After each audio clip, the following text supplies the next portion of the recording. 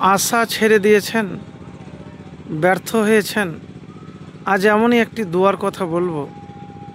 এই দোয়া পড়ে যদি আল্লাহ সুবহানাহু ওয়া তাআলার কাছে চান, আপনার আশা পূরণ হবে, দোয়াও কবুল হবে। অনেক দিনের আশা, অনেক বছরের আশা, দ্রুত আপনার আশা পূরণ হয়ে যাবে।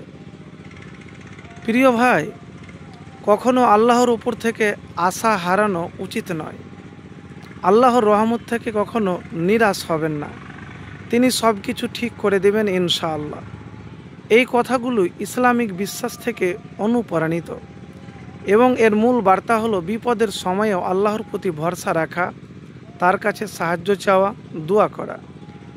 আল্লাহর উপর ভরসা রাখুন, কঠিন পরিস্থিতিতেও আল্লাহর উপর ভরসা রাখুন, কারণ তিনি চূড়ান্ত সমাধান দিতে পারেন। আল্লাহর রহমত থেকে নিরাশ হবেন না, আল্লাহর রহমত থেকে নিরাশ হবেন না। কোরআনের নির্দেশিকা অনুসারে আল্লাহর রহমত থেকে কখনো নিরাশ হওয়া উচিত নয়। তিনি তার বান্দাদের প্রতি অনেক দয়ালু। সব কিছু ঠিক হয়ে যাবে, মনে রাখবেন, আল্লাহ সব কিছু ঠিক করে দিতে পারেন, এই বিশ্বাস আপনাকে রাখতে হবে। তো প্রিয় ভাই, আমি যে কথা আপনাকে বলেছি, আশা আপনি ছেড়ে দিয়েছেন। আপনি মনে মনে ভাবছেন যে মনে হয় আশা আর পূরণ হবে না। তো এতটুকুন বলবো আপনাকে যে কখনো আপনি নিরাশ বা হতাশ হবেন না, ভেঙে পড়বেন না। কেন জানেন?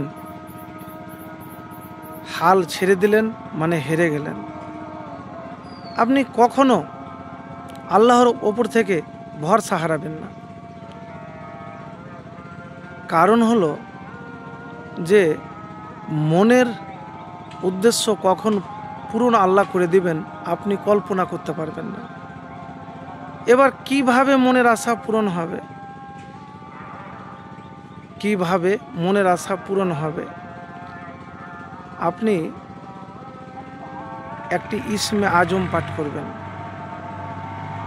প্রতিদিন, তারপরে আপনি হাত উঠিয়ে দোয়া করবেন।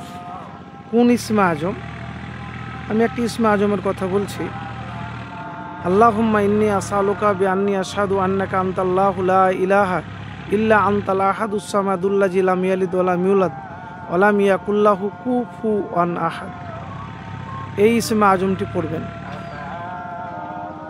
তারপরে সূরা ফাতিহা তার আগে পাঠ করবেন, আর ঘুমানোর আগে সূরা বাকারার শেষ 2 আয়াত পড়বেন।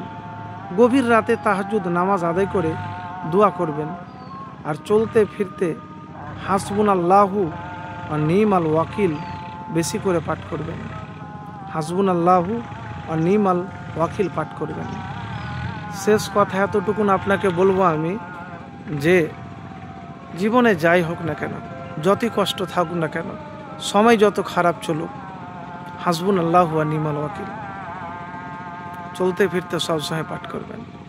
পূর্ণ ভরসা রাখবেন, মৌখিক নয়।